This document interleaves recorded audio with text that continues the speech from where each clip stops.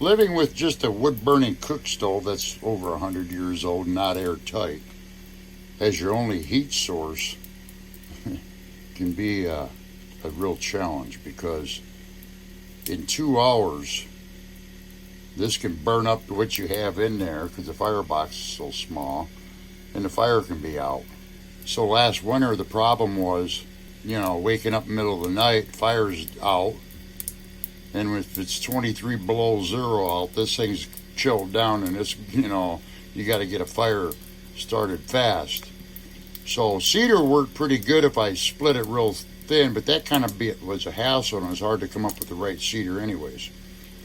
I was cutting some birch trees that had fell over into the creek, a big clump of them, and they've been laying down there for a couple of years, not in the water, but so I drug them up with the excavator and I was chopping them up for firewood.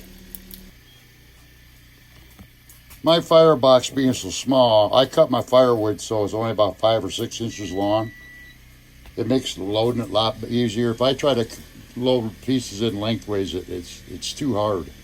So I found out it's just easier just to cut my firewood real short. But as I was cutting up that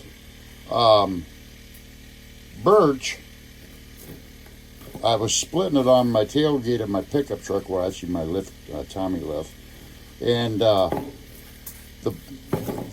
bark would peel right off.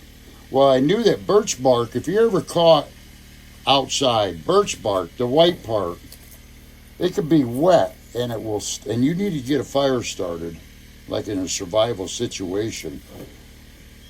That white bark will light right off even wet. But this here has the heavy layer underneath of it too. So I thought, well, I can use that for starting my fires in the wintertime, in my wood stove. So I just started bagging it in a garbage bag with a bag in there, and I ended up with 3 large garbage bags packed full of this stuff.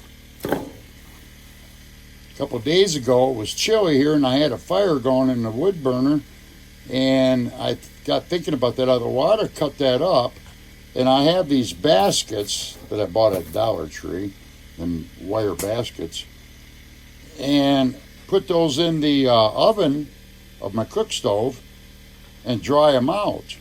Well, I did that, and I cut them with these Harbor Freight scissors, and it really didn't take me very. Once I learned how to do it, cut them right, I cut them up pretty fast. So it's chilly here again today, and it's raining out, and I'm going to be processing some tomatoes today. So I decided, well, I might as well start a fire because there's no sense being chilly in here. So I wanted to experiment with this anyways. A little pile like that is all I used. And a fire started. I've never had a fire start so fast and so easy. I mean, I don't know how to explain it. So, if you have any birch around, there's a good idea right there. I'm glad I got a bunch of it, and I got a lot more birch to cut.